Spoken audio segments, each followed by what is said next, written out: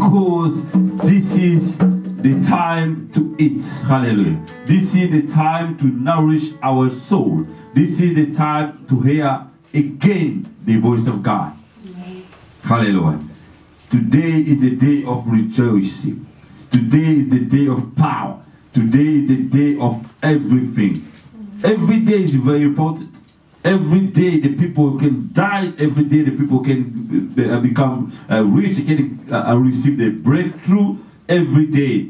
But Sunday and Sunday church service is the most important time to spend with the Lord. Hallelujah. Today's message is titled, Jesus Remain in the Cycle of Agape Love. Jesus remain in the cycle of agape love. Si vous voulez en français, Jésus reste toujours dans les cercles d'amour, de l'amour agapé. In English, Jesus remained in the circle of agape love. From the book of John, John chapter 21, verse 15 to 19. This message is a part of our the Christian leadership message. So it's good for you guys. You are in the school of ministry, and God is prepared this time for you. This is a grace. I say again, Jesus remained in the cycle of agape love from the book of John chapter 21, verse 15 to 19. And just quickly to explain about this title, because the name of Jesus is all about everything. The preaching, the teaching of Christianity is all about Jesus, all about Christ. That's why we call in the theology Christocentric. Hallelujah. Because everything must, this is a must, everything must be around Jesus. And the title says Jesus remain in. That means Jesus dwelling. The verb to remain, that means to stay, to dwell. That means living with or living in something.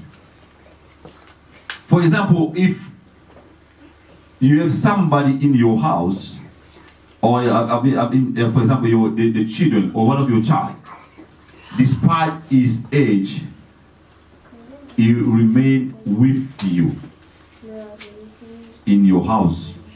You remain in your family, even though tomorrow he get married. He will change to be not to be your son anymore. No, you still, amen. Thank you, mom. You see, even mama, your daughters, they are living with their own life, but they still your daughters. Hallelujah. That the same thing happened with Jesus, because that Jesus, he used to be with God in the heaven, and he came down, he suffered for us, he died, he resurrected, he went back to the heaven. And he sent his Holy Spirit is dwelling in us. So that's why Jesus will remain the same Jesus. That's why today, especially the Muslim, when we argue with them, they say, how come God, the one who created everything and can bear the human body, and who left there when Jesus was on earth? So many people, they don't understand that. He used to be God, fully God on earth, and the same God is still remain on the top there in the heaven. Amen. So the same thing happening to Jesus today. So that's why so many times when the Christians are facing a challenge, or a problem or a sickness is, sometimes they think like Jesus is abandoned them. No. As long as you receive Jesus as your personal Savior and the Lord is dwelling in you, He sent His Holy Spirit to dwell in you. The Bible says the Holy Spirit is our dear friend. The one who never forsakes us or never leave us alone is always there with us. That's why that's the meaning of this verb, remain in. Amen. Hallelujah. And you know, the circle that means something you can, it starts just the moment it starts, and one is go run, come back to the first point and become cycle and never end it. It's going around and round and round and round all the time. In the same way like an automatic watch or clock. One is going round and round 24/7, 24/7, 24/7, 24/7 without stop. The same thing gonna happen in the life of a minister. I emphasize the minister and a disciple. Hallelujah. Because the minister is somebody who has been chosen by God. And a disciple, you are a must because you are Christian. When you become a disciple of Christ, this is a must, something you have to know. Because the Bible says in the book of Matthew chapter 28, they say, go out there and make the people who? The disciple. And once you become the disciple, they follow Jesus, they don't follow you. Amen. Hallelujah. So that's why when you are a disciple, a minister, you are automatically a disciple of Christ. And when you are a disciple of Christ, you remain with Him and Him is dwelling in you. Then we're going to find out what's going to happen now. Hallelujah. Amen. May God bless you because you are taking attention. Hallelujah. To listen to this introduction. So now take our Bible in the book of John chapter 21. From verse 19 to from verse 15 to verse 19. John chapter 21. The Bible said in verse 15, when they had eaten, Jesus said to Simon Peter, Simon, son of John, do you love me more than this? So others do, or with reasoning, intentional or spiritual devotion, as one loves the Father. He said to him, yes, Lord, you know that I love you, that I have deep, instinctive, personal affection for you, as for a close friend. He said to him, feed my lambs. Again, he said to him, the second time, Simon, son of John, do you love me? With reasoning, intentional, spiritual devotion, as one loves the Father. He said to him, yes, Lord. You know that I love you. From verse 15 to 19. Yes, Lord. You know I love you, that I have a deep, instinctive, personal affection for you as for a close friend. He said to him, shepherd, attend my sheep. He said to him the third time, Simon, son of John, do you love me with a deep, instinctive, personal affection for me as for a close friend? Peter was grieved, was saddened, and was hurt that he should ask him the third time, do you love me? And he said to him, Lord, you know everything. You know that I love you, that I have a deep, instinctive, personal affection for you as for a close friend. Jesus said to him, feed my sheep. Verse 18, I assure you, most solemnly, I tell you, when you were young, you girded yourself, put on your own belt or girdle. and you walk about wherever you please to go. But when you grow old, you will stretch out your hands, and someone else will put a girdle around you and carry you where you don't know wish to go. In verse 19, it said this to indicate by, that's in your version, that what kind of death Peter will glorify God. And after this, he said to him, follow me. Hallelujah. Amen. Holy Spirit, the Spirit of God, we thank you, we glorify your presence, because without you we can't do nothing. That's why I pray, I need your presence to take over me and to speak to your people, including me. In the name of Jesus we so pray. Amen. Hallelujah. Amen. So today's message is about Jesus remained in the circle of agape love. And we just read in the book of John chapter 21. Just in a matter of fact, we are reading the book of John. The book of John is the fourth gospel of Jesus. One of the book speaking or related the life of Jesus. And John, they called Jesus the king, the master, and God. And he recognized, because he was one of the disciples which Jesus loved a lot, loved so much. Why? Because this is the people argue with some different kind of argument, but my viewpoint is because he used to be the one who was closer to Jesus. Because the image, the illustration which I think one of the famous artists paint, where John is laid on the breast of Jesus. That's to illustrate, to symbolize in this chest, to symbolize the love. Hallelujah. So that's why we are talking about love today. And you see, when I talk about agape love, you see, according to Greek culture or Greek language, there are almost 4, but I'll talk about 3 today because one is a little bit tricky.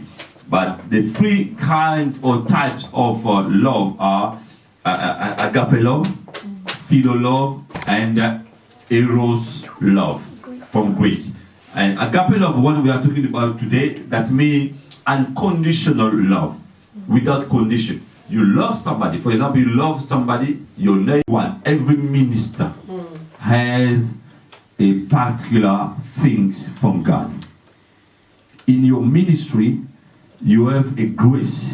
You have something. If you speak up, if you say that, if you do that, if you practice, you see the people gonna realize that's Mama Nicole did. That's Mama Georgette did. The same thing happened to my ministry. I got a particularity which some ministers they don't have. It's only me. I give just a simple example. Me, if I see a minister, if I see somebody who is struggling or he wants my help, I do not hesitate to do it, to help. But so many people, so many ministers, it will be maybe difficult for them to come to do something. But it doesn't mean they are bad.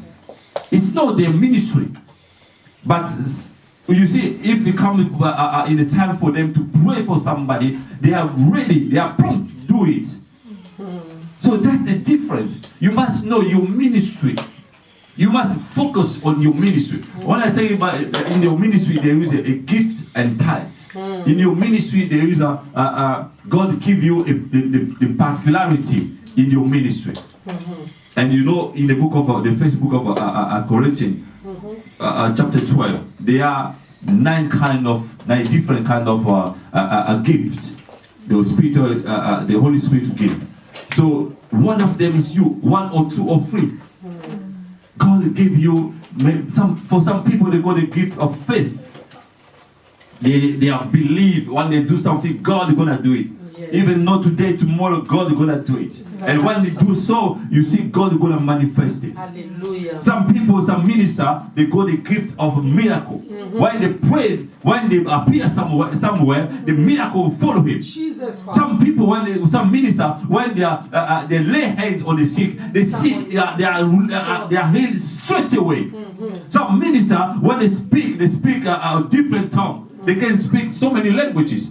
Some ministers, they can prophesy. When they come, God manifested and decide to prophesy for the people. This is the gift. But it's not for everyone. But each of ministry have a different kind of gift. And the gift of Holy Spirit is for the manifestation of the church of God. For the people of God to benefit for that. Hallelujah. Amen. You see, for example, Paul he used to have a very strong gift of healing.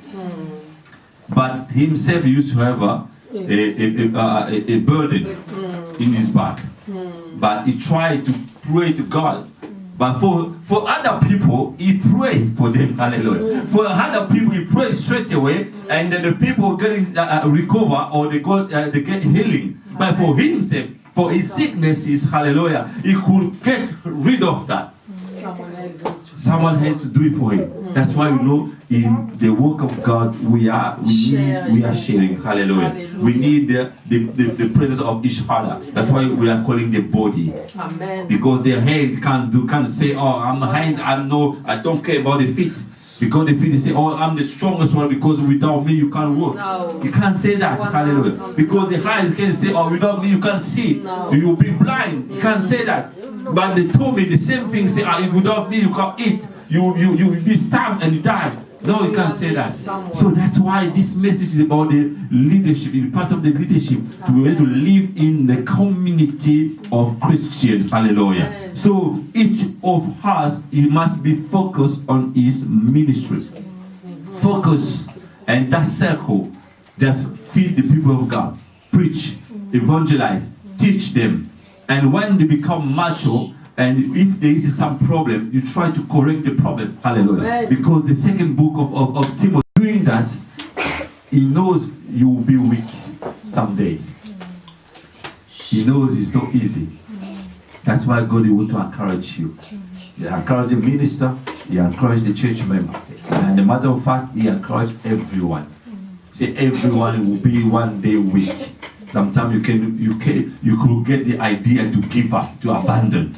That's why God wants to remind somebody today that the path you are choosing, it's not you are choosing, but the path you are going, because He himself will choose you and He show you the way. He will be with you. That's why the title says Jesus will remain in the circle. Wherever you go, if you are preaching, if you are evangelizing, if you are helping the people, if you are giving the money in the church, if you are doing the charity business, everything you are doing, Jesus is there with you. Don't be weak. Don't fear people. He said, don't fear. He said, don't fear. There he said, I am with you, says the Lord of hosts. Hallelujah. That means Jehovah Sabaoth.